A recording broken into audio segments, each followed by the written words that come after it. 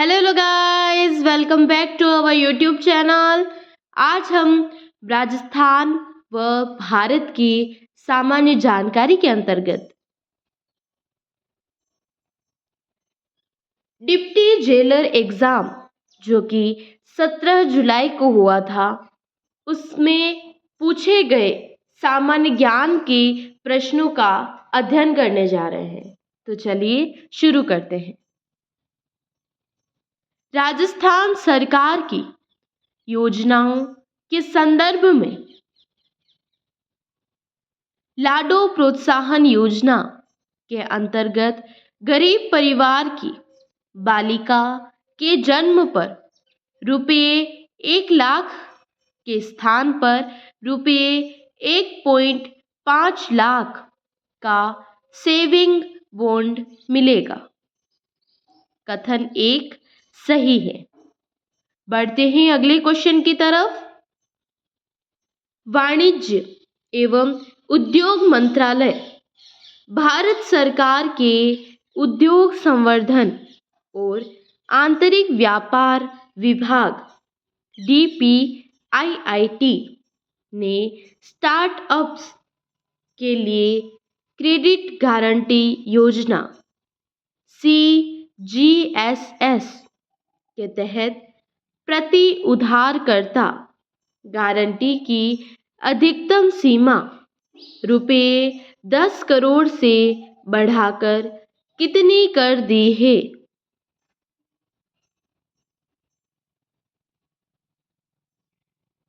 ₹20 करोड़।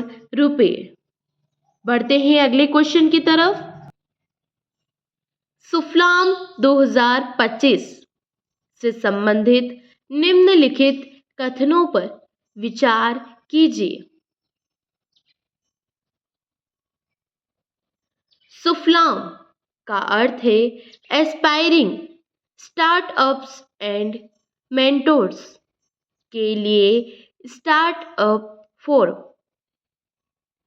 सुफलाम 2025 का उद्देश्य खाद्य प्रसंस्करण क्षेत्र में नवाचार, स्थिरता और उद्यमशीलता को बढ़ावा देना है। बढ़ते हैं अगले क्वेश्चन की तरफ।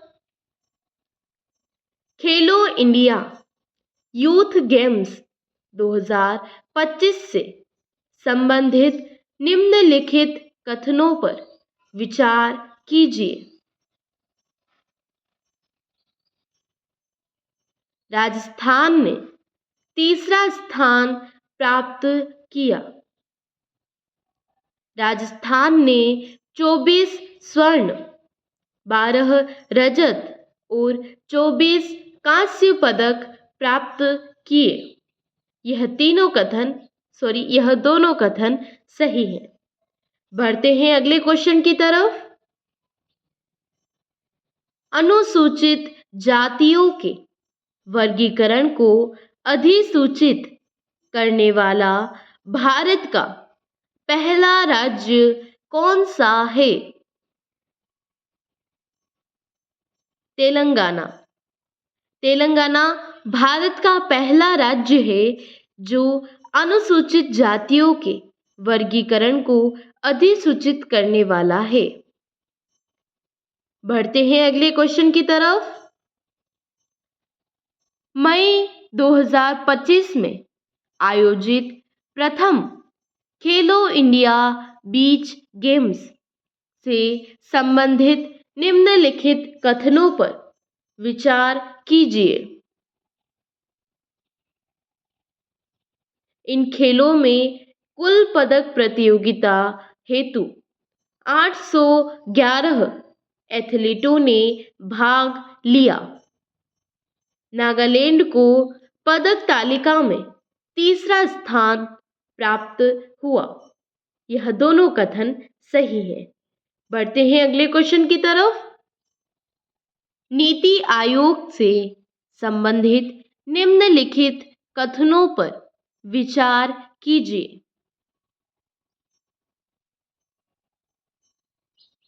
नीति आयोग की 10वीं गवर्निंग काउंसिल की बैठक मई 2025 में दिल्ली में प्रधानमंत्री नरेंद्र मोदी की अध्यक्षता में आयोजित की गई। यह कथन सही है। बढ़ते हैं अगले क्वेश्चन की तरफ। भारत सरकार और international big cat alliance IBCA के मध्य हाल ही में हस्ताक्षरित समझौते से संबंधित निम्नलिखित कथनों पर विचार कीजिए। IBCA को नरेंद्र मोदी द्वारा 9 अप्रैल 2023 को मैसूर में प्रारंभ किया गया। यह कथन सही है। बढ़ते हैं अगले क्वेश्चन की तरफ। ऑपरेशन ब्रह्मा से संबंधित निम्नलिखित कथनों पर विचार कीजिए। ऑपरेशन ब्रह्मा म्यांमार में आए विनाशकारी भूकंप के बाद म्यांमार को सहायता प्रदान करने के लिए प्रारंभ किया गया। बढ़ते हैं अगले क्वेश्चन की तरफ। बिम्स्टेक से संबंधित निम्नलिखित कथनों पर विचार कीजिए। बिम्स्टेक के प्रथम युवा शिखर सम्मेलन का विषय था बिम्स्टेक के भीतर आदान प्रदान के लिए युवा एक सेतु के रूप में। यह कथन सही है। बढ़ते हैं अगले क्वेश्चन की तरफ।